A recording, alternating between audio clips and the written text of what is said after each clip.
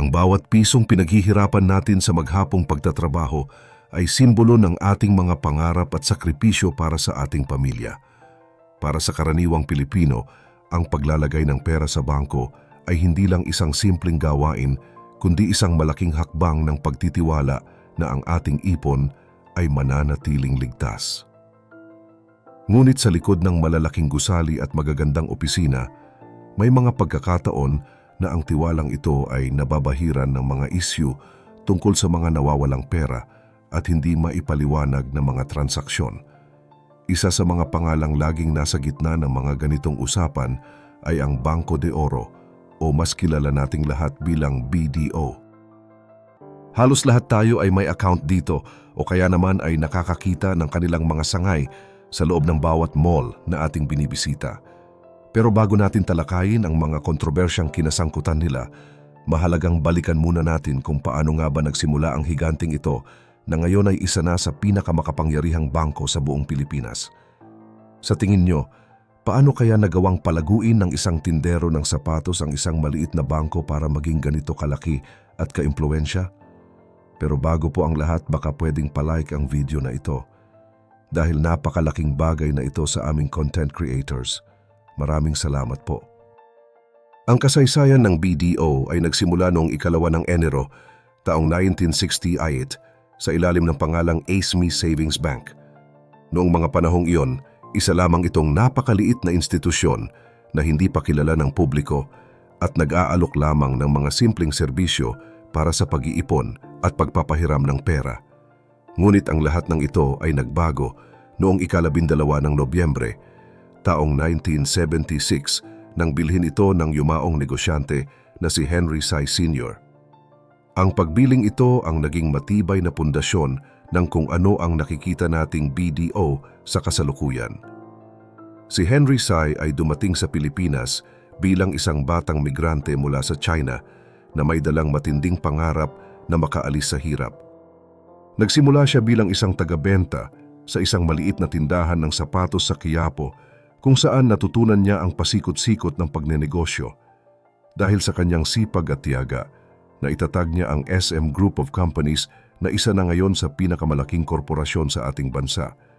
Hindi lang basta pagtitinda ng mga sapatos at damit ang nasa isip ni Henry Sy dahil nakita niya ang malaking potensyal ng mundo ng pananalapi.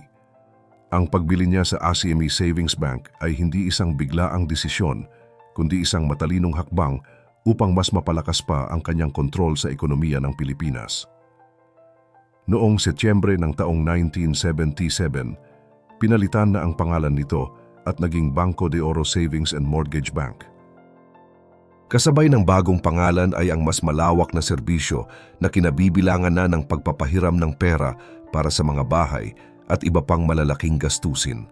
Sa paglipas ng mga taon, patuloy na lumaki ang operasyon nito hanggang sa opisyal na itong naging isang commercial bank noong ika-23 ng Disyembre, taong 1994. Matapos maging isang commercial bank noong huling bahagi ng dekada 90, hindi na mapigilan ang pag-akyat ng BDO sa tuktok ng mundo ng pananalapi sa ating bansa. Pero ang pinakaimportanteng hakbang na talagang nagpabago sa kanilang laki ay nangyari noong ika-27 ng Disyembre, taong 2006.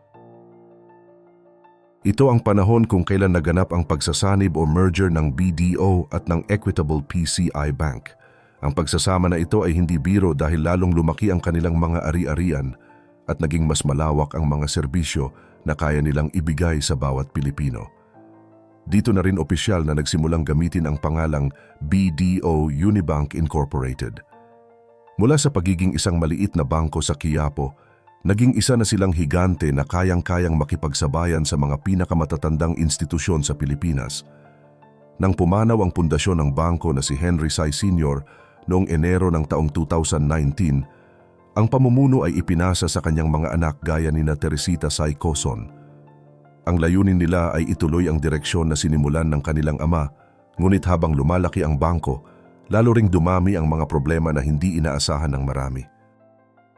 Kasabay ng pagdami ng kanilang mga kliyente ay ang pag-usbong din ng mga masasamang loob na gumagamit sa pangalan ng BDO para sa panloloko.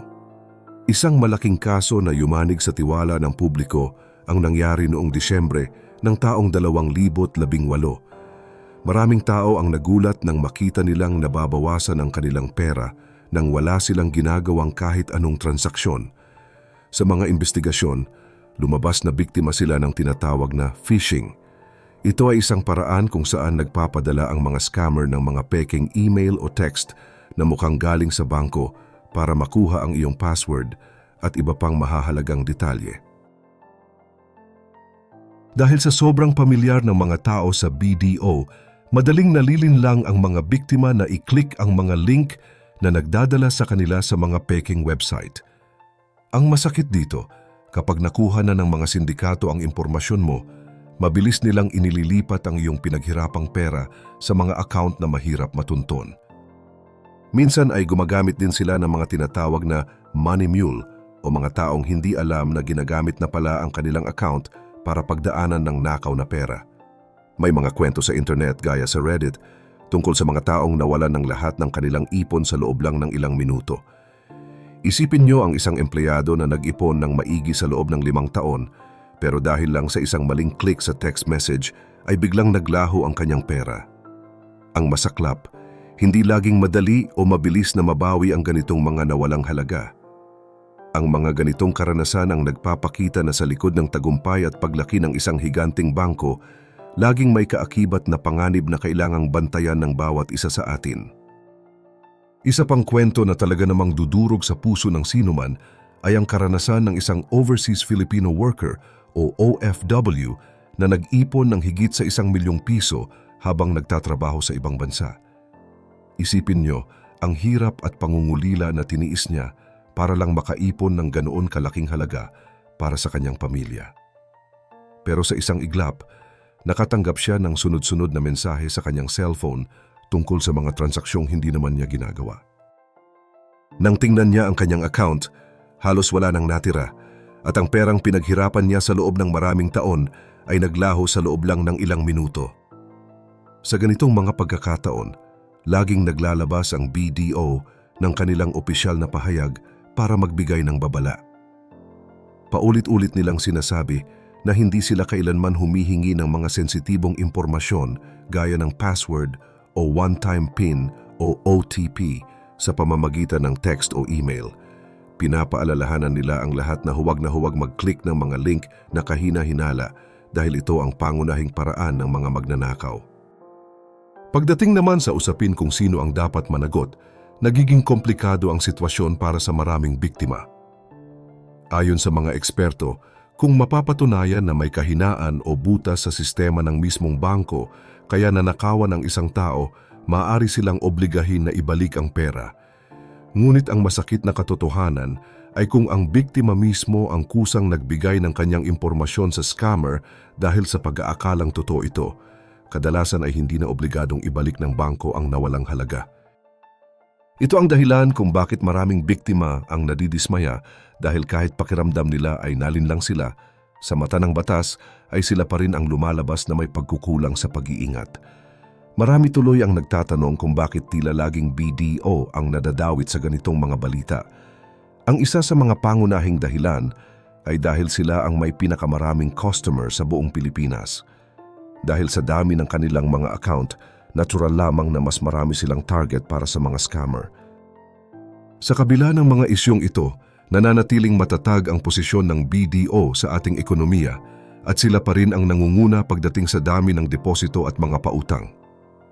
Para labanan ang mga cybercriminals, nagsasagawa sila ng mga hakbang gaya ng pagpapatibay sa multi-factor authentication kung saan kailangan ng karagdagang verification bago makapasok sa account. Nagpapadala rin sila ng mga real-time alert para agad malaman ng kliyente kung may kakaibang nangyayari sa kanilang pera.